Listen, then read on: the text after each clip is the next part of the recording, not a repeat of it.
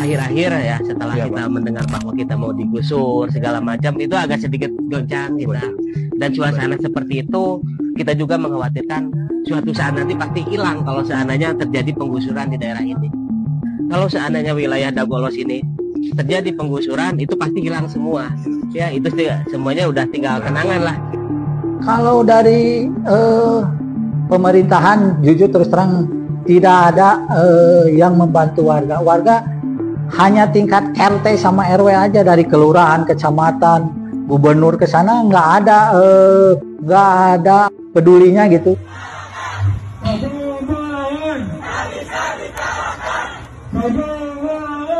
Warga harus mengosongkan Dago Elos, Kelurahan Dago, Kecamatan Coblong, setelah gugatan yang salah oleh 3 orang yang mengaku keturunan Muller dari Belanda. Dalam kurun waktu tahun 2016 sampai 2017, gugatan trio Muller bersama dengan perusahaannya dimenangkan oleh hakim. Meskipun warga sempat menang dalam tingkat kasasi, namun peninjauan kembali menggugurkan putusan tersebut. Akibatnya, 2.000 warga dalam 1 RW dan 2 RT harus pindah. Namun warga tetap mempertahankannya. Jadi bagaimana awal mula sampai gugatan ini bisa terjadi, Pak? Awal mula gugatan ini terjadi pada tahun 2016. Pertama kita kaget, warga kaget. Dan dulu saya pertama kali emang tidak ikut dalam persidangan karena yang ikut hanya orang tua saya gitu kan. Ada putusan bahwa warga itu digugat dan kalah di pengadilan negeri Bandung. Di sini jujur ya, karena emang di sini dari dulu ada emang terminal Dago. Di sini kan ada ojek kan gitu ya. Kebetulan warga-warga di sini juga ada yang kerja ojek, ada yang dagang. Kayak saya kan orang tua saya dagangnya, saya juga dagang di terminal Dago. Gitu ya, biasa-biasa aja sebelum kejadian tergugat itu. Biasa aja, kita tenang, damai, tidak ada hal yang membuat kita tidak nyaman, biasa aja gitu. Nyaman untuk tinggal gitu. Di perlawanan yang terjadi di tanggal 14 Agustus tahun kemarin, tahun 2023 itu, apakah ada terjadi korban, Pak, pada saat itu? Kalau korban jiwa meninggal dunia nggak ada. Kalau korban luka-luka pada waktu tanggal 14 itu banyak ya, luka fisik gitu, luka mental. Dan terjadinya 14 Agustus itu buntut dari penolakan polisi atas laporan pidana warga. Oke Pak, selamat sore. Sore. Saya mungkin mau ngobrol aja santai, mau nanya-nanya nih Pak. Keseharian warga Dago Elos ini sekarang seperti apa sih Pak, kesehariannya gimana? Ya alhamdulillah sejauh ini warga masih bisa beraktivitas normal seperti biasa. Yang mana apalagi sekarang hari raya, mendekati hari raya, berpuasa, semua juga dari pagi sampai malam. Alhamdulillah aktivitas berjalan dengan normal-normal saja. Ya gak jauh saya seperti ini ada lapangan olahraga di tempat kita juga.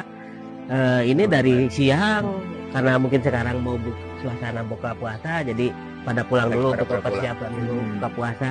Nah nanti biasanya pada sholat taraweh sini ramai penuh. Ada yang orang tuanya yang pada badminton malam-malam, bulu tangkis, terus anak-anak mudanya juga sering pada futsal juga kecil-kecil, belum yang bersepeda. Jadi untuk sekarang tuh aktivitasnya setelah berbuka dulu terus ramai. Langsung ramai lagi setelah sholat tarawih sampai menjelang ke makan sahur.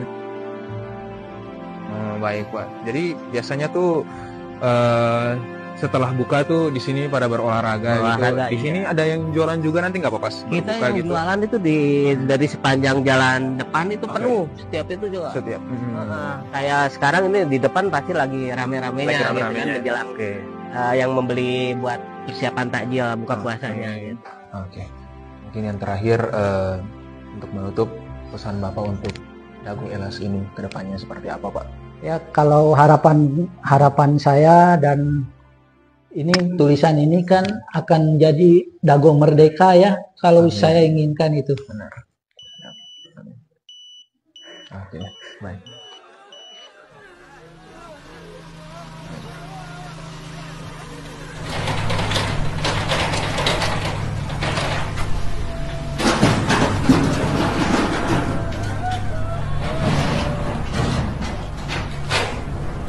dari Dago melawan ini. Semoga harapan dari warga dan dari kami semua sih, semoga bisa menjadi Dago merdeka. Amin. Karena kami nggak merasakan kemerdekaan. Oke, baik Pak. Kami ditindas dari 2016 sampai sekarang. Tidak ada yang peduli.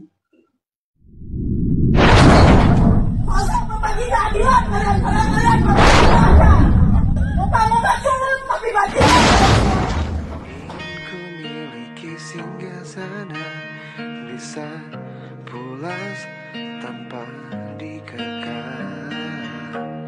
Miliki lelap yang mulia, meski tidak.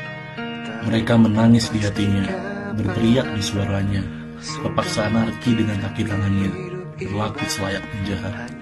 Tapi siapa penjahat yang sebenarnya? Rumah bukan hanya perihal tanah. Rumah adalah tentang tempat di mana perasaan-perasaan terkumpul atas kenangan sebutir pasir yang mengganggu. Sabu Bukna, sebuah slogan yang memperkuat perjuangan mereka. Salam hormat bagi mereka yang terus berjuang sebab Dago Elos never lost. Kami sebagai mahasiswa sangat menyayangkan kebijakan pemerintah kepada Dago Elos. Semoga sengketa ini menemukan titik terangnya, karena kami dari Lokatara akan mengawal isu ini hingga Dago Elos menemukan keadilannya. Meski